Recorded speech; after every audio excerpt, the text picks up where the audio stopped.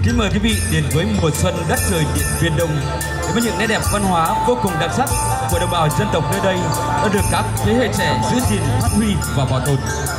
Trên sân khấu lúc này là những cô gái xinh đẹp, rực rỡ, lung linh trong bộ trang phục dân tộc mình. Các cô gái như những bông hoa rực rỡ đủ sắc màu, đại diện cho vẻ đẹp của 14 xã thị trấn trên huyện Điện Biên Đông. Kính thưa quý vị, trang phục là yếu tố dễ nhận biết về dân tộc, về truyền thống văn hóa, phong tục tập quán, hòa cùng vẻ đẹp tự nhiên. Nó tạo nên sự độc đáo với những sắc màu nguyên sơ, tương phản mà hài hòa, vừa sặc sỡ, vừa trầm tĩnh. Nó gắn bó với thiên nhiên và phản ánh tâm hồn, thiếu thẩm mỹ, trí tưởng tượng phong phú bay bổng của con người mỗi dân tộc. Trên khẩu lúc này là sự hiện diện của 14 bông hoa tươi thắm nhất của các xã thị trấn đại diện cho 6 dân tộc: 5 dân tộc Mông, Thái, Lào, Khơ Mú và dân tộc Sinh Bùn.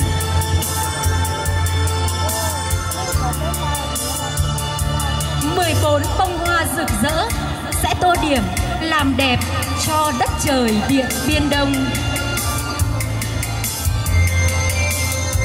Một lần nữa chúng ta hãy dành một tràng pháo tay thật lớn để tham gia trong buổi tối ngày hôm nay. Xin mời các thí sinh ta về chuẩn bị để bước vào phần thi trình diễn. Thưa quý vị, đang bước vào sân khấu là cô gái mang tên Đầu Thị Hồng May. Em đến từ xã Nông U, huyện Điện Biên Đông. Năm nay em tròn 19 tuổi, hiện đang là sinh viên năm nhất chuyên ngành thiết kế thời trang của trường Đại học Công nghiệp May Hà Nội. Là cô gái người Mông, em rất yêu quý bản sắc văn hóa và đặc biệt là trang phục văn hóa dân tộc Mông.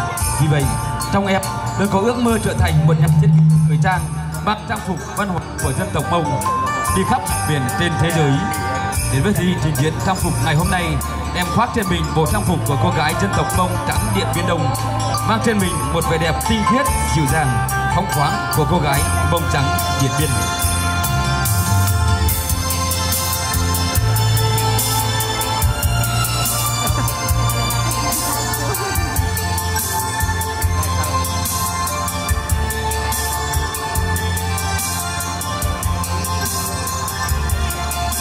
Xin chào đón thí sinh mang số báo danh 02.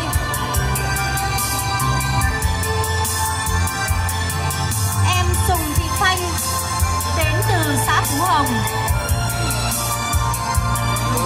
Năm nay Phanh 19 tuổi, đang học tại trường Cao đẳng Sư phạm Điện Biên. Trang phục mà Phanh đang trình diễn trên sân khấu là bộ trang phục truyền thống của người dân tộc trắng Mông trắng, gồm có quần, áo, tà dè, én, khăn quấn đầu. Quần áo, tà dè, thắt lưng được thiết kế may một cách hài hòa, kết hợp với dòng kẻ xanh. Thắt lưng màu đỏ, khăn được đính nhiều bông hoa. Đây là nghệ thuật tạo văn hoa từ đôi bàn tay khéo léo và tỉ mỉ của người phụ nữ, làm tô điểm thêm vẻ đẹp duyên dáng của người phụ nữ Mông. Bộ trang phục truyền thống của người Mông vừa đẹp, vừa phù hợp dạ hội, cũng vừa thuận tiện cho lao động sản xuất. Và Phanh đến hội thi mong được bảo tồn và phát huy trang phục truyền thống của người Mông ngày càng phát triển.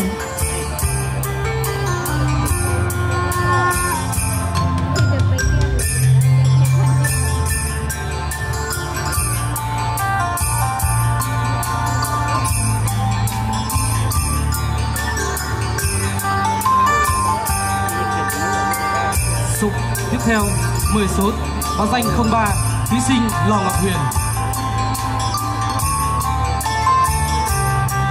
Kính thưa quý vị, kính thưa ban giám khảo, đang tiến vào sân khấu là thí sinh Lò Ngọc Huyền, mang trên mình bộ trang phục truyền thống của dân tộc Lào. Năm nay Huyền 19 tuổi. Kính thưa quý vị, thưa ban giám khảo, bộ váy Lào là trang phục truyền thống lâu đời của dân tộc Lào. Hầu hết phụ nữ Lào đều biết dệt ở độ tuổi từ rất nhỏ. Đó là nét đẹp truyền thống khẳng định sự khéo léo, dẻo dai, dịu dàng, thanh lịch của một người con gái Lào. Dân tộc Lào quan niệm rằng một người vợ tốt là người dệt vải đẹp. Do vậy, truyền thống văn hóa lưu giữ đó là mỗi nàng dâu khi lấy chồng phải có một chiếc váy và áo đặc biệt nhất, đẹp nhất và ý nghĩa nhất để tặng cho mẹ chồng. Mẹ chồng coi đó là tình cảm quý báu nhất con dâu dành cho mình. Dân tộc Lào thường mặc bộ trang phục vào các ngày lễ Tết, lễ hội, những ngày trọng đại và đặc biệt là ngày cưới. Bộ áo váy Lào có rất nhiều màu sắc khác nhau. Tùy theo từng dịp lễ hội, người con gái dân tộc Lào sẽ chọn màu sắc khác nhau. Nhưng đặc biệt nhất là lễ cưới, con gái dân tộc Lào thường sẽ mặc màu vàng, màu đỏ với ý nghĩa cầu cho vợ chồng sẽ chung sống hòa thuận, hạnh phúc và gặp nhiều may mắn. Thí sinh Lò Ngọc Huyền đến với hội thi mong muốn mang trang phục dân tộc Lào đi đến khắp Nam Châu. Tiếp theo là phần trình diễn của thí sinh Hạng Thị Mò đến từ Đan Son. Thưa quý vị đại biểu và ban giám khảo, như chúng ta đã biết, Điện Biên Đông là huyện có 6 dân tộc anh em. Điều đó đã tạo nên những bản sắc văn hóa vô cùng phong phú và độc đáo. Góp phần vào sự độc đáo đó là những bộ trang phục của các dân tộc nói chung và dân tộc Mông Trắng nói riêng. Bộ trang phục đang trình diễn là bộ trang phục dân tộc Mông Trắng đã được cách tân. Bộ trang phục gồm có váy, tà, áo, mũ, đai lưng tạo nên màu sắc sặc sỡ, được thiết kế bởi đôi bàn tay khéo léo của người phụ nữ dân tộc Mông Trắng.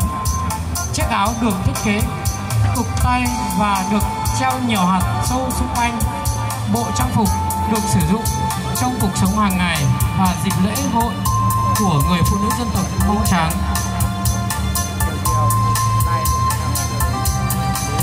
Thí sinh Hạng Thị Mò đến thi với hội. Đang chuẩn bị bước ra sân khấu là phần thi của thí sinh Sùng Thị Dung đến từ xã Keo Lùng. Đang bước trên sân khấu là em Sùng Thị Dung đến từ xã Keo Lùng. Năm nay em 18 tuổi, Dung đang học tại trường Cao đẳng Sư phạm Điện Biên. Sở thích của Dung là ca, múa hát. Ước mơ của Dung là trở thành một cô giáo. Dung đang mặc trên mình bộ trang phục của dân tộc Mông Lình truyền thống. Với thời đại bây giờ, trang phục của dân tộc Mông đã có nhiều cải tiến mới, nhưng bộ trang phục của dân tộc Mông Lình vẫn giữ được những giá trị của truyền thống. Bộ trang phục của dân tộc Mông Lình là một bộ trang phục của dân tộc đẹp và cầu kỳ nhất, đòi hỏi sự kết hợp giữa 3 kỹ thuật: thêu, vẽ, chắp vá, sự tính toán từng đường kim, múi chỉ, kích thước, hoa văn trên từng mảnh vải. Bộ trang phục của dân tộc Mông Lình gồm 4 phần chính: áo, váy, xế và dây lưng được may từ vải lanh tự dệt chiều. Chiếc áo màu đen, cổ áo được thiết kế hình chữ V đằng trước. Thân áo và tay áo được thêu và trang trí bởi họa tiết độc đáo, tinh xảo. Chiếc váy màu đen, chân váy được thêu bằng tay hoàn toàn với nhiều họa tiết hoa văn rực rỡ và may thành nhiều nếp gấp đều đặn tạo độ xòe. Đằng trước là cái xế màu đen theo quan niệm của dân tộc Mông, mà cái xế ở phía trước thể hiện sự kín đáo của người dân tộc Mông. Một phần không thể thiếu trong bộ trang phục Mông Lình là chiếc dây lưng. Dây lưng của Dung được trang trí bởi các hoa văn khác nhau và đính thêm những đồng xu tạo nên sự hài hòa giữa con người và thiên nhiên. Từ bộ trang phục của Dung để đang mặc thể hiện đức tính cần cù, sáng tạo, sức khéo léo của người phụ nữ Mông Lình. Cuối cùng xin kính chúc ban giám khảo, ban tổ chức và các quý vị đại biểu mạnh khỏe, hạnh phúc, an khang thịnh vượng. Chuẩn bị bước ra sân khấu là phần thi của thí sinh Lò Thị Hà Linh đến từ xã Luân Giói. Vâng, đang trình diễn trên sân khấu là thí sinh Lò Thị Hà Linh đến từ bản Phiêng Muông, xã Luân Giói, mang số báo danh 06. Hà Linh hiện đang học lớp 9 trường Trung học cơ sở Luân Giói, xã Luân Giói, huyện Điện Biên Đông. Cô cao 1m60, nặng 50 kg, số đo 3 vòng là 70, 58, 85. Hà Linh có sở thích đọc sách, nghe nhạc, đi tham quan, du lịch. Bộ trang phục mà cô đang trình diễn là bộ trang phục của dân tộc Thái, gồm áo cóm, váy đen và chiếc khăn phiêu. Áo cóm, cổ cao, nẹp màu đen, bó sát người, càng tô thêm vẻ duyên dáng cho người phụ nữ Thái. Phía trước nẹp áo là hai hàng cúc bướm có ý nghĩa nhân sinh tinh tế. Một bên là bướm đực, một bên là bướm cái. Đi kèm với áo góm là chân váy màu đen. Mỗi bước đi chân váy thấp thoáng màu sắc, lượn sóng kín đáo mà duyên dáng. Phần eo giữa váy được trang trí bằng thắt lưng màu xanh gọi là sài ìều. Trang trí thêm dây xạ tích có chuông. Mỗi bước đi phát ra tiếng kêu tích tắc nghe rất vui tai, tạo nên tiếng nhạc, tiếng âm hưởng của núi rừng. Khăn piêu được nhuộm tràm, hai màu khăn được thêu hoa văn rực rỡ. Để hoàn thành một chiếc khăn piêu thường phải mất từ 2 đến 4 tuần. Qua chiếc khăn piêu có thể biết được tài năng chủ nhân của nó, biết được sự khéo léo tỉ mỉ của người phụ nữ dân tộc Thái. Tiếp theo là phần thi của thí sinh Vừa Thị Đía đến từ xã Phi Như. Quý vị và các bạn đang đón xem phần trình diễn với nụ cười rạng rỡ, bước đi uyển chuyển của thí sinh Vừa Thị Đía đến từ xã Phi Như. Thí sinh Vừa Thị Đía năm nay vừa tròn 17 tuổi, có chiều cao 1m60. Tham gia phần thi trình diễn với bộ trang phục truyền thống của người phụ nữ dân tộc Mông ngành Mông trắng, gồm áo, quần, mũ và thắt lưng. Cô lựa chọn màu áo truyền thống là màu xanh lá mạ, có họa tiết hoa đào sặc sỡ. Ống áo được thiết kế bằng vải coi giản, họa tiết hình tròn, tạo sự thoải mái trong lao động và sản xuất. Viền nẹp áo được may trồng liên mép thân, có họa tiết hoa văn độc đáo. Bên trong là áo nền trắng, tạo nên sự trang trọng và quý phái của người phụ nữ dân tộc Mông. Cổ áo được cách tân, thêu thủ công bằng chính đôi tay của mình với những bông hoa núi rừng đẹp mắt. Quần được thiết kế đơn giản với màu đen, vải lanh trơn được gấp nếp lượn sóng, có yếm che thân trước, tạo nên sự kín đáo của người phụ nữ ngành Mông trắng. Phía trên quần là thắt lưng được thêu thủ công với nhiều họa tiết dưới dạng ô, nằm ngang và đường viền là hình vuông, hình thoi và thắt lưng. Mũ màu đen đặc trưng là màu đen nhung, có nhiều dây đeo bạc trắng và đốm thắt lưng tô lên khuôn mặt xinh xắn của thí sinh. Chúng ta cùng chào đón thí sinh mang số báo danh 08 Vàng Thị Bích Thủy. Em Vàng Thị Bích Thủy đại diện cho thị trấn Điện Biên Đông. Em Thủy năm nay 16 tuổi, chiều cao 1m60, cân nặng 47 kg. Hiện đang là học sinh lớp 11 tại trường Trung học phổ thông Trần Can, Điện Biên Đông. Thủy có sở thích hát, nấu ăn và du lịch. Đến với hội thi hôm nay, Thủy mặc trên mình bộ trang phục truyền thống của dân tộc Hơ Mông với những nét văn hóa vô cùng độc đáo và những đường may khéo léo đã tạo nên bộ trang phục truyền thống của dân tộc mình. Bộ trang phục gồm có mũ, chân váy được kết hợp với hoa văn hài hòa với một chiếc xế dây lưng. Bộ trang phục Thủy khắc trên mình được kết hợp những hoa văn đẹp đẽ. Ngoài ra, bộ trang phục còn biểu tượng cho sự kín đáo của người phụ nữ Mông. Thứ không thể thiếu trong bộ trang phục chính là chiếc vòng cổ và đôi khuyên tai. Bởi Thủy nghĩ rằng thế hệ trẻ bây giờ cần phải giữ gìn những tinh hoa văn hóa của dân tộc mình. Dân tộc mình hòa nhập chứ không hòa tan, là cầu nối để kết nối văn hóa truyền thống từ thế hệ trước để lại cho thế hệ sau. Tiếp theo là phần thi của thí sinh Tráng Thị Lan đến từ xã Tiền Dình. Xin thưa quý vị, để góp phần tô điểm cho vườn hoa văn hóa của các dân tộc Mông, không thể không nói đến bộ trang phục truyền thống của dân tộc Mông Si. Ở xã Tiền Dình, huyện Điện Biên Đông, đa số là người Mông Si. Đây là một cộng đồng có truyền thống dân tộc đậm đà bản sắc truyền thống. Nổi bật là nghệ thuật tạo hình trên nền trang phục được người Mông Si lưu giữ, bảo tồn và phát huy. Sự tài tình của người Mông chính là họ có thể làm ra những bộ trang phục của dân tộc mình bằng chính nguyên liệu thiên nhiên là cây lanh. Trang phục truyền thống của người phụ nữ Mông Si gồm áo xẻ ngực, váy, tấm vải che phía trước váy, thắt lưng và xà cạp. Trang phục truyền thống của người dân tộc Mông Si đều là do đôi tay khéo léo của người phụ nữ làm ra. Với sự cần cù và trí tưởng tượng phong phú, người phụ nữ Mông đã trở thành người nghệ sĩ tạo nên tác phẩm nghệ thuật làm say đắm lòng người. Bạn hãy một lần đến với xã Tiền Dình để cùng được thưởng thức những điệu kèn ngất ngây, cùng nhâm nhi hương vị nồng say và đặc biệt là được ngắm chìm trong vườn hoa thổ cầm muôn sắc màu để cảm nhận được vẻ đẹp mặn mà với những cô thiếu nữ miền Sơn Cước xã Tề Dình.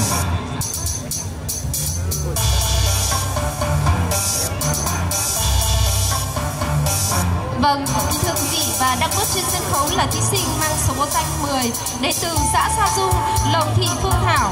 Năm nay Thảo 17 tuổi, cao 1m52, nặng 41 kg. Ước mơ của em sau này là trở thành một cô giáo mang cái chữ tới các em nhỏ ở vùng sâu vùng xa. Đến với hội thi năm nay, em khoác trên mình bộ trang phục của người phụ nữ Mông trắng thường mặc trong các lễ hội Tết, bao gồm mũ, áo, dây lưng, váy, xế và xà cặp cuốn chân. Áo xẻ ngực hình chữ V phía trước được may từ vải kim sa, có hình bông hoa thêu và đồng kim tuyến sáng nổi bật, lấy màu hồng là chủ đạo. Màu hồng tựa hoa đào ở miền núi với khí hậu lạnh, thường nở vào mùa xuân, cũng như các cô sơn nữ Mông sinh ra và lớn lên trên núi cao luôn rực rỡ, váy áo xúng xính đi hội mỗi khi xuân sang Tết về. Chiếc áo được thêu hoa văn ở viền cổ áo, tay áo và mảnh vải hình xính sóng nước đằng sau. Một chiếc áo nhìn đơn giản nhưng vô cùng sặc sỡ và sang trọng. Vâng, kính thưa quý vị, và ngày nay với sự tiên tiến của công nghệ, tính sáng tạo phong phú, người phụ nữ nói chung và phụ nữ dân tộc Mông trắng nói riêng cũng thích lựa chọn cho mình những bộ trang phục thật lộng lẫy để đi hội xuân, nhưng vẫn phải giữ được nét đẹp truyền thống trong trang phục của dân tộc. Vì vậy, hôm nay Phương Thảo đã lựa chọn cho mình chiếc váy trắng truyền thống được làm bằng từ những bàn tay khéo léo của người phụ nữ Mông. Tấm vải che phía trước được trang trí hoa văn vô cùng bắt mắt và sặc sỡ, thể hiện sự kín đáo và tính thẩm mỹ trên trang phục của người phụ nữ Mông. Dây lưng có tác dụng cố định váy áo chắc chắn, đồng thời tạo sự thon gọn duyên dáng của trang phục nữ giới người phụ nữ Mông. Xà cặp cuốn chân, nếu ngày xưa người phụ nữ giữ ấm, dùng để giữ ấm, ngăn cây cỏ đâm vào da thịt, thì ngày nay còn dùng như một món đồ phụ kiện giúp cho đôi chân của các cô gái Mông trông dài hơn, góp phần làm đẹp hoàn chỉnh cho bộ trang phục. Ngoài ra, trang sức cũng không thể thiếu trong bộ trang phục của người phụ nữ Mông. Nếu phụ nữ Thái có xà tích, vòng tay, thì người phụ nữ Mông luôn yêu thích vòng cổ, dây đeo lưng, túi đồng tiền. Những phụ kiện này thường làm từ bạc, đồng hoặc kim loại, tô điểm thêm cho trang phục của người phụ nữ Mông đẹp toàn diện hơn.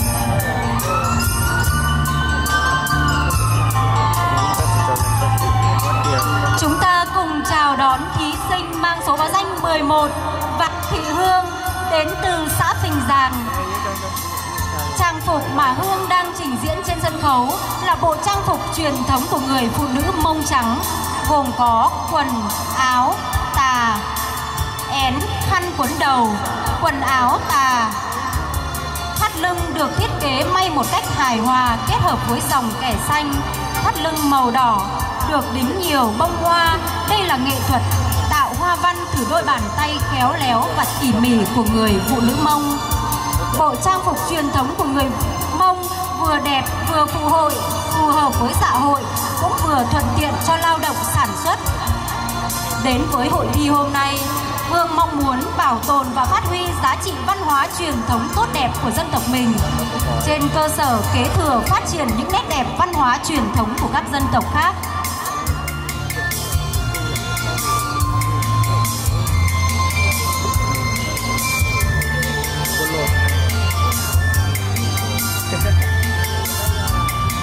Tiếp theo là phần thi của thí sinh Trùng Thị Dính đến từ xã Phú Nhi.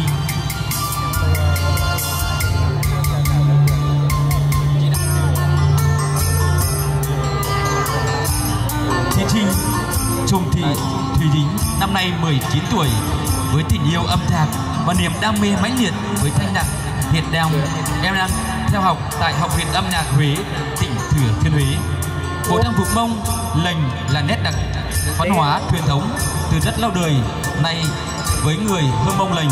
Phần trang phục được lấy hoàn toàn từ nguyên bản mẫu với chất liệu lanh thô, dệt thủ công với các họa tiết hoa văn đều được làm bằng tay, đã tồn tại gần 100 năm.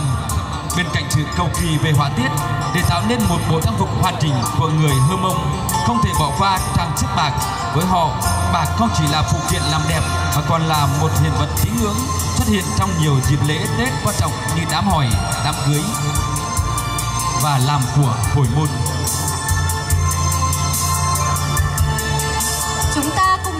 đón thí sinh mang số báo danh 13 Vàng Thị Nánh đến từ xã Háng Lìa. Năm nay em 18 tuổi, hiện đang là học sinh lớp 12 trường phổ thông dân tộc nội trú Trung học phổ thông huyện Điện Biên Đông. Sở thích của em là múa và hát. Ước mơ của em sau này trở thành một cô giáo. Đến với hội thi hôm nay, em khoác trên mình bộ trang phục truyền thống của người Mông Trắng xã Háng Lìa. Bộ trang phục bao gồm áo, váy trắng, mũ, đôi và xà cạp cuốn chân, thắt lưng. Bộ trang phục được tạo bởi đôi bàn tay khéo léo của người mẹ, có những nét hoa văn tinh tế, độc đáo. Trang phục của Mông Trắng được may có sự kết hợp hài hòa giữa nét truyền thống và hiện đại, tạo nên một bộ váy áo mang nét đặc trưng của người Mông Trắng. Hàng năm mỗi khi Tết đến xuân về, chị em phụ nữ người Mông lại chuẩn bị cho mình những bộ quần áo mang màu sắc sặc sỡ để đi chơi Tết. Mỗi chi tiết hoa văn đều có những ý nghĩa thiêng liêng, xoay quanh truyền thống của người xưa. Sự kết hợp hài hòa trong bộ trang phục đã tạo nên một sắc thái khỏe khoắn, bền bỉ, trẻ trung, làm nên sức sống mãnh liệt cho những cô gái người Mông. Mỗi khi mặc trên mình bộ trang phục truyền thống, em lại càng thấy thêm yêu, thêm tự hào về bản sắc văn hóa của dân tộc mình.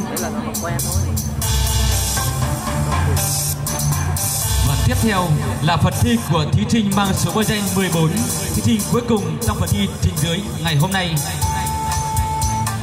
Đang bước ra sân khấu là thí sinh Cốt Thị Thăm, cô sinh năm 1994 đến từ xã Trường Sơ, đang biểu diễn trang phục truyền thống của người dân tộc Sinh Mun. Trang phục của phụ nữ Sinh Mun gồm có khăn, áo, váy và thắt lưng. Khăn phiêu của người phụ nữ Sinh Mun được làm bằng vải bông nhuộm tràm, dài khoảng 150 cm, rộng 35 đến 45 cm. Phiêu được trang trí bằng chùm sợi chỉ ở 4 góc và ở phía cạnh hai đầu khăn. Số chùm sợi bao giờ cũng là số lẻ. Theo tín ngưỡng của người dân tộc Sinh Mun, tin rằng số lẻ là tượng trưng cho sự trung thủy của người phụ nữ. Áo, tiếng Sinh Mun gọi là hang, của người phụ nữ Sinh Mun là loại áo ngắn may bằng vải bông dệt thủ công. Thêu áo ngắn theo eo, cổ tròn, tay áo bó sát dài tới mắt cá tay. Sườn cóm mở khuy giữa thân trước, khuy bằng đồng nhôm, có khi bằng bạc giống hình con bướm.